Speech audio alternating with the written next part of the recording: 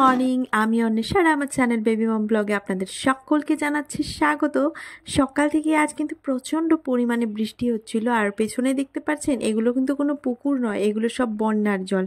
চতুর্দিকে বন্যায় কিন্তু ডুবে গেছে, রাস্তার পাড়গুলো দেখুন কিভাবে ডুবে আছে। আর ওই দূরে দেখা যাচ্ছে বাড়িগুলো, সেই বাড়িগুলোতে কিন্তু জল অলরেডি ঢুকে গেছে। আর আমাদের পাশের বাড়িতেও এখানে জল চলেই আসছে। আর জল দেখে দেখুন বাচ্চারা কিন্তু খুব মজা করছে, যেই জায়গায় আমরা এত ভয় পাচ্ছি।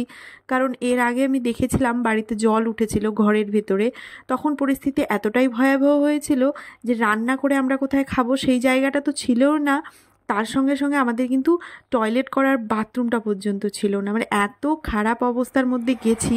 তাই এখন বন্যার অল্প একটু জল দেখলেও প্রচণ্ড পরিমাণে ভয় লাগে। আর এই ছোটো বাচ্চাগুলো তারা তো তখন ছিল না, তাই তারা বুঝতেও পারছে না যে বন্যার জল ঘরে আসলে কি পরিস্থিতি হবে। আর এদিকে একটু বাগানটাকে দেখাচ্ছি, গাছগুলো সব মরে যাচ্ছে। কিছুই করার নেই, কারণ প্রকৃতির ওপর আমাদের কারোই কোনো রকম শক্তি কাজ করে না। কিছু কিছু গাছ আবার বৃষ্টির জল পেয়ে অনেক বেশি ঘন হয়ে বাড়ছে। এই যে অপরাজিতা ফুলটা, এটাকে বনসাই করার জন্য আমি ছেটে ছেটে রেখেছিলাম। আর প্রচণ্ড বৃষ্টির জলে গাছের বৃদ্ধি কিন্তু অনেক বেড়ে গেছে। আর এতটাই ঢালা বৃষ্টি হচ্ছে যে গাছের একটা ফুলের অবস্থাও ভালো নেই। বৃষ্টির সঙ্গে সঙ্গে চতুর্দিকে জল হওয়ার জন্য মশার উপদ্রবও প্রচণ্ড পরিমাণে বেড়েছে। আমাদের এদিকে এরকম পরিস্থিতি যে হসপিটালে কোথাও কোনো বেড ফাঁকা নেই। আর এখানে দেখুন পুঁইয়ের ডোগাগুলো ওপরের ছাদের থেকে নিচের ছাদে নেমে আসছে। আসতে গিয়েই গাছে দেখলাম কয়েকটা জাম পেকে আছে, তো ভাবলাম দু একটা পাকা জাম তুলে নিয়ে যাই। সকালবেলা এখনও কিছু খাওয়াই হয়নি, তাই খালি পেটে জাম খাবো কিনা একবার ভাবছি, কিন্তু পাকা পাকা জাম দেখে লোভও সামলাতে পারছি না। তো ফট করে ধুয়ে নিয়ে একটা জাম মুখে দিয়ে দেখলাম অসম্ভব টক। ঘরে আসার সঙ্গে সঙ্গে ছেলের ডিমান্ড, মা আজ তো খুব বৃষ্টি হচ্ছে, স্কুল তো যাওয়া হবে না, তো আজকে একটু দুপুরবেলা বিরিয়ানি করো। তো সেই মতো ছেলের ইচ্ছা পূরণ করতে আমিও লেগে পড়লাম বিরিয়ানির তোড়জোড়ে। তো বিরিয়ানি তো করব, বাকি সব কিছুই ঘরে ছিল, তবে বিরিয়ানির চালটা ঘরে ছিল না। তাই আমরা ঘরে যে চালের ভাত খাই সেই চাল দিয়েই আজকে ওকে বিরিয়ানি করে দিচ্ছি। এরকম ঘরের চাল দিয়ে বিরিয়ানি আমি এর আগেও করেছিলাম, খেতে কিন্তু খুব একটা খারাপ হয় না। তো বিরিয়ানি করার জন্য সবার প্রথম আমি চালটাকে ধুয়ে নিচ্ছি। এখানে আমি নিয়েছি 1/2 কেজি চাল। আপনারা আপনাদের প্রয়োজন অনুযায়ী চাল নেবেন, তবে চাল আর চিকেনের পরিমাণটা আমি কিন্তু সমান সমান নেওয়ার চেষ্টা করি। আর চালটাকে মোটামুটি 1 ঘন্টা ভিজিয়ে রাখলে ভালো হয়। যদি সময়ের অভাব থাকে মিনিমাম কিন্তু আধা ঘন্টা ভেজানোর চেষ্টা করবেন। আর এখানে আমি চিকেন নিয়ে নিচ্ছি, চিকেনও আমার কাছে আধা কেজিই রয়েছে। তো চিকেনগুলোকে আমি খুব ভালো করে এখানে জল দিয়ে সিঙ্গেল সিঙ্গেল এক একটা পিসকে ভালো মতো ধুয়ে নিচ্ছি। আমার আবার মাছ মাংস খুব ভালো করে ধোয়া না হলে তৃপ্তি সহকারে খেতে পারি না, তাই খুব ভালো মতো জল দিয়ে সিঙ্গেল সিঙ্গেল পিসকে পরিষ্কার করে নিচ্ছি। আর মাংসটাকে ভালো করে চিপে এর গায়ে থাকা জলটাকেও ঝরিয়ে নিলাম। আর এখন কি করছি, নুন আর হলুদ দিয়ে হালকা ম্যারিনেট করে নেব। এটা কিন্তু অপশনাল, বিরিয়ানির ক্ষেত্রে চিকেনকে ম্যারিনেট না করলেও চলে। আর এখানে নিয়ে নিচ্ছি আলু, কারণ আলু ছাড়া বাঙালির বিরিয়ানি কিন্তু একদমই চলে না। আর যা যা প্রয়োজন, যেমন পেঁয়াজ, রসুন, আদা, আর নিয়ে নিচ্ছি একটা লঙ্কা। যেহেতু আমার ছেলে একদমই ঝাল খেতে পারে না, তাই একটা লঙ্কা দিচ্ছি। দিয়ে সব কিছুকে রেডি করে নিচ্ছি, কারণ বিরিয়ানির প্রিপারেশনে কিন্তু অনেক বেশি সময় লাগে। তাই সব কিছু যা যা দরকার হাতের কাছে একবার গুছিয়ে নিলে তাহলে কিন্তু বিরিয়ানি কুক করতে অনেকটাই কম সময় লাগে। এইবার পেঁয়াজগুলোকে একদম ঝুরি ঝুরি করে নিচ্ছি। সত্যি কথা বলতে আমি পেঁয়াজ কিন্তু একদমই কাটতে পারি না, যখনই পেঁয়াজ কাটতে বসে আমার চোখগুলো একদম জ্বলে যায়। অনেকেরই দেখি পেঁয়াজ কাটলে চোখে লাগে না, তবে জানি না আমার চোখে এত বেশি কেন লাগে। তাই পেঁয়াজগুলোকে ছুলে নিয়ে সবার আগে অনেকক্ষণ আমি জলে ভিজিয়ে রেখেছিলাম, তারপরেও কাটছি যখন পুরোই কান্না করছি। তো পেঁয়াজগুলোকে কিন্তু আমরা বাটবো না, ওগুলোকে কুচি কুচি করে কেটে নিলাম। আর এখানে আদা, রসুন আর কাঁচা লঙ্কাটাকে আমরা পেস্ট করে নেব। আজ তো অল্প একটু বিরিয়ানি তৈরি করছি, তাই কিন্তু আদা রসুনের পেস্ট আমরা ব্যবহার করছি। কিন্তু যখন আমি এটাই অনেক বেশি কোয়ান্টিটিতে তৈরি করি, সেই ক্ষেত্রে আমি কিন্তু আদা রসুনের রসটাকে বা জুসটাকে ব্যবহার করি, তখন কিন্তু এই ছিবড়াগুলোকে দিই না। তো আজ সব কিছুকেই দিয়ে দিচ্ছি, যেহেতু খুবই অল্প পরিমাণে আমরা বিরিয়ানি বানাবো। আর এখানে আর কিছু নিচ্ছি গোটা গরম মশলা, যেখানে রয়েছে লং, দারচিনি আর এলাচ, নিচ্ছি তেজপাতা। আর এখানে নিচ্ছি ছোট্ট একটা বাটি দিয়ে আধা বাটি টক দই। এরই সঙ্গে আমাদের লাগছে অবশ্যই বিরিয়ানি মশলা। তো এখানে আমি এভারেস্টের বিরিয়ানি মশলা নিচ্ছি আর সানরাইজের শাহি গরম মশলা নিচ্ছি। এই গরম মশলাটা খুবই ভালো ফ্লেভার। আর সাথে কেওড়া জল আর গোলাপ জল। মিঠা আতর আমার ঘরে বর্তমানে নেই, তবে যখন থাকে আমি একটু মিঠা আতরও এর সঙ্গে ব্যবহার করি, তাহলে কিন্তু বিরিয়ানির ফ্লেভারটা একদম মার্কেটের মতন আসে। আর বিরিয়ানিতে আমরা খুবই সামান্য পরিমাণ তেল ব্যবহার করব, যেহেতু ছোট্ট বাচ্চার জন্য আমি বিরিয়ানি তৈরি করছি, তাই তেলটা খুবই সামান্য ব্যবহার করা দরকার। তেলের মধ্যে পেঁয়াজটাকে ভেজে নেব, মানে বেরেস্তা তৈরি করে নিতে হবে আমাদের পেঁয়াজের। আর এই যতটা পরিমাণ তেল আমি দিলাম, এই তেলেই কিন্তু সমস্ত বিরিয়ানিটা রান্না হবে। এরপরে আমরা কিন্তু আর কোনো তেল অ্যাড করব না। তো এখানে পেঁয়াজ ভাজতে দিয়ে দিচ্ছি, আর পেঁয়াজ বেরেস্তা তৈরি হতে কিন্তু অনেক বেশি সময় লাগে, তাই পাশের চুলাতেই আমি ভাতটা রান্না করার জন্য জল বসিয়ে দিলাম, আর জলটাকে ঢেকে দিলাম যাতে জলটা খুব তাড়াতাড়ি ফুটে যায়। আর এর ওপর দিয়ে দিচ্ছি কয়েকটা তেজপাতা, দিয়ে দিচ্ছি কয়েকটা গরম মশলা, আর সঙ্গে অল্প একটু নুন। এটাকেও আমরা গরম হওয়ার জন্য রেখে দিলাম। জলটা গরম হলে এই সমস্তটাই আমরা কিন্তু ভাতের জলের মধ্যে ঢেলে দেবো। আর এদিকে ওটা রেডি করতে করতে এদিকে পেঁয়াজটাও লাল হয়ে বেরেস্তা তৈরি হয়ে গেছে। কিছুটা বেরেস্তা আমি তুলে নিলাম ওপরে গার্নিশিংয়ের জন্য, আর বাকি যে পেঁয়াজগুলো রয়েছে তার মধ্যে দিয়ে দিচ্ছি জল, কারণ এটা দিয়ে আমরা এখন পেঁয়াজের রস তৈরি করব। আর এটা পেঁয়াজের রস এখন তৈরি হয়ে গেছে। আর এর মধ্যে যে আলুগুলো ছিল সবার প্রথম সেই আলুগুলোকে একটু বয়েল করে নেব। করবো সামান্য একটু নুন, কারণ আমরা অলরেডি চিকেনেও নুন দিয়ে মেখে রেখেছিলাম, তাই সামান্য নুন দিচ্ছি। আর দিচ্ছি হলুদ। এরই সঙ্গে যে গোটা গরম মশলাগুলো রেখেছিলাম সেটাকেও অ্যাড করে দিচ্ছি। এইবার সব কিছুকে খুব ভালো করে মিশিয়ে ঢাকা দিয়ে আমরা আলুটাকে সেদ্ধ হওয়ার জন্য রেখে দেবো 10 থেকে 15 মিনিট। আলুটাকে মোটামুটি 80 to 90% পর্যন্ত আমাদের কুক করে নিতে হবে।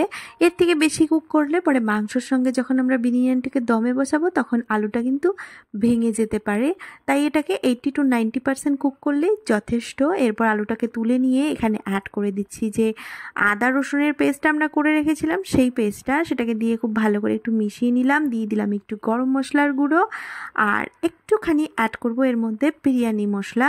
দিয়ে এইবার আমাদের যে ম্যারিনেট করা চিকেনটা ছিল সেটাকে এর মধ্যে দিয়ে দেব। এরপর চিকেনটাকে সমস্ত মশলার সঙ্গে খুব ভালো করে নেড়ে চেড়ে মিশিয়ে নিতে হবে, এবং মিশিয়ে নিয়ে চিকেনটাকে ঢাকা দিয়ে খুব স্লো কুক করে রান্না করতে হবে। স্লো কুক করে রান্না করলে চিকেনটা একদমই ছিবড়া হয় না।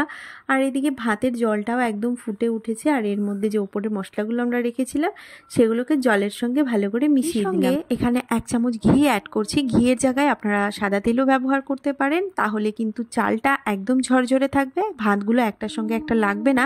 আর তেলের জায়গায় ঘি ব্যবহার করলে এর চালটা ঝরঝরে হওয়ার সঙ্গে সঙ্গে এর মধ্যে একটা সুন্দর ফ্লেভারও চলে আসে। আর সব কিছুকে এখন খুব হালকা হাতে ভালো করে নেড়ে দিলাম।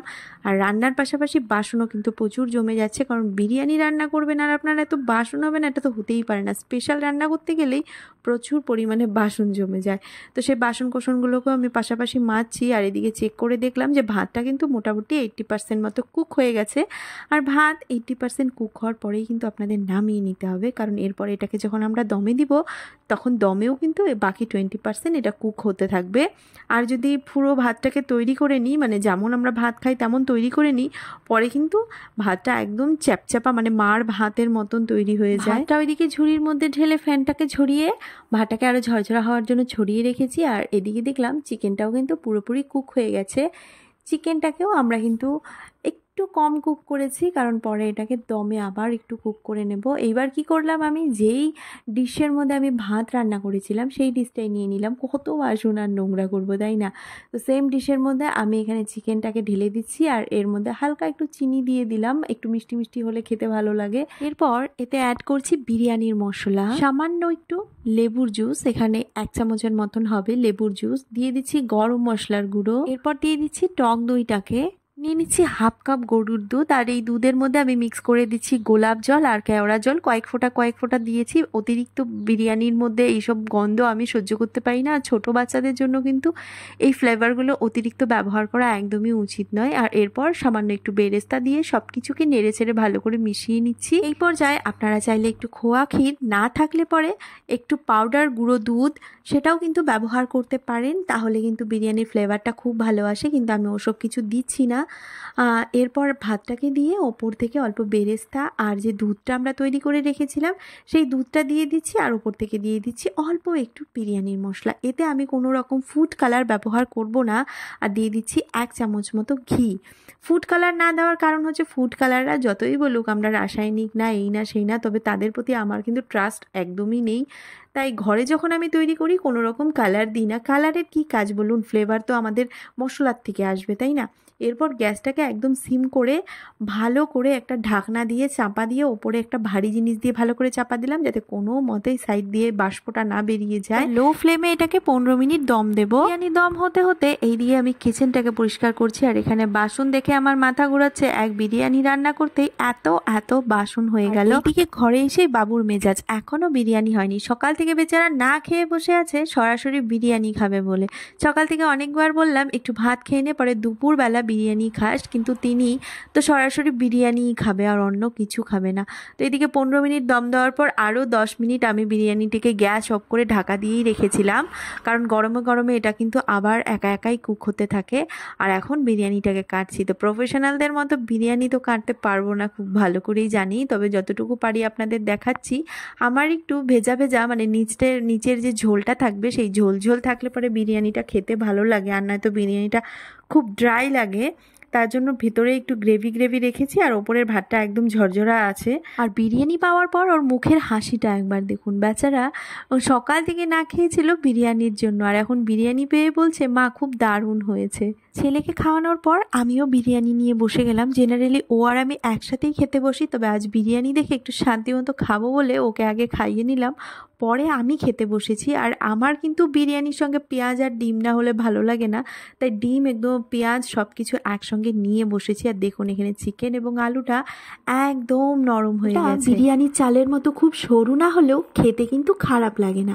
এইভাবে ঘরের চাল দিয়ে একদিন এরকম বিরিয়ানি তৈরি করে খেয়ে দেখতে পারেন, আশা করছি খারাপ লাগবে না। রাস্তার দোকানের অতিরিক্ত তেল মশলা দেওয়া বিরিয়ানির থেকে ঘরে তৈরি করা এই লাইট বিরিয়ানি আপনাকে অনেক বেশি তৃপ্তি দিবে। আর ছোট বাচ্চাদের জন্য ঘরে তৈরি করা বিরিয়ানি কিন্তু বেস্ট। বিরিয়ানিটা কিন্তু খেতে দারুণ হয়েছিল। আজ আবার এডিটিং করতে করতে বিরিয়ানির কথা ভেবে আবার মুখে জল চলে আসলো। আমি তো আবার গেলাম বিরিয়ানি বানাতে। তো আপনারাও বাড়িতে একবার ট্রাই করে দেখতে পারেন। তবে ভিডিওটি কেমন লাগলো সেটা কমেন্ট করে জানাতে ভুলবেন না। আর ভালো লাগলে লাইক এবং শেয়ার আর একটা কমেন্ট করবেন অবশ্যই। আর চ্যানেলে নতুন হলে চ্যানেলটিকে সাবস্ক্রাইব করে রাখবেন। তো আপনাদের সঙ্গে আবারও দেখা হচ্ছে অন্য নতুন কোনো ভিডিওতে। ততক্ষণের জন্য ভালো থাকবেন, সুস্থ থাকবেন।